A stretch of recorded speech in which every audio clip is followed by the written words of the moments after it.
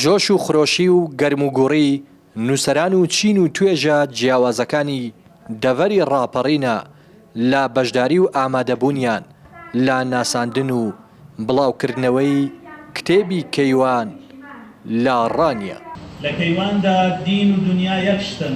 عومەر گوڵپی نووسەری کتێبەکە دەڵێ ئامانج لە نووسین و بڵاوکردنەوەی کتێبی کەیوان ئاشناکردنی هاوڵاتیانە بە مێژووی ڕەسەنی خۆی و ئاشتکردنەوەی خوێنەرانە بە مێژوو بیر و باوەڕی ئاینەکەیان کە لە کاتی خوێندنەوەی کتێبی کەیواندا خوێنەر لەوە تێدەگات کە کەسانێک هەبوون لە نێوان هەموو دنیادا بیر و باوەڕەکەی خۆیان هەڵبژاردووە و لە پێناویدا بوون بە قوربانی. زۆر سپاسی بەدەمەوە هاتنی گەرمی ئەزیزان و خۆشەویستان ڕۆشنبیران نووسەرانەکەین لە شاری ڕانیە، شاری ڕاپەڕین و ئازایەتی و جوامێری و خوێندنەوە و سەقافەت کە بەو گەرموگوڕێ بەشداریان کردووە. ئەمانجەکە ئاشناکردنی ئینسانی کوردە بە مێژووی خۆی، ئاشتکردنەوە و ئاشناکردنی ئینسان و خوێنەوار و گەنجی نەوەی نوێیە بە مێژوەکەی، بە ئاینەکەی، بە بیر و باوەڕەکەی، بەو هەست و شعورەی قوربانیدان لە پێناوی گەل و وڵاتە، لە پێناوی ئاینە، لە پێناوی بیر و باوەڕە. و کاتێک گەنجەکان ئەم کتێبە خوێندنەوە هەموو تێئەگەن لەوەی کە بەڕاستی خەڵکانێک هەبوون لە نێوان هەموو دنیا و بیر و باوەڕەکانە بیر و باوەڕەکان هەڵبژارد.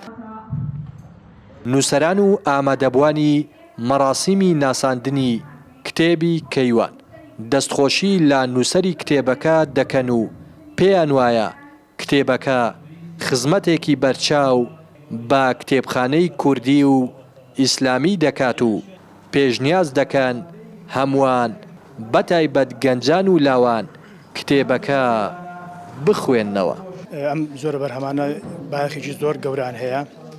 ئەمانە ئەم کارەسات و تاوانانەی سەردەمی حزبی بەعسی گۆڕ بە گۆڕمان بۆ دەژێڕنەوە بەتایبەت کە دەرحەق بە گەنج و لاوەکانمان کراون، واروەها لامان کاتدا ئازایەتی و جوامێری و نەبەردی ئەم گەنجانەشمان بۆ دەژێڕنەوە بۆ دەگوازنەوە کە لەم سەردەمە نوتەک و تاریک و پڕ لە سەوسانەوەیەدا پڕ لە دەبروزەنگەی بەعسیەکاندا ئەم گەنجانە توانیویانە و جورئەتیان وە بەرخۆداوە کە بە ئیمانەوە، بە ئیرادەوە، بە باوەڕەوە، بە هیممەتەوە لە پێناوی ئیسلام و لە پێناوی گەل و نیشتیمانەکاندا کار بکەن، جموجۆڵ بکەن، تەنانەت چالاکی بکەن.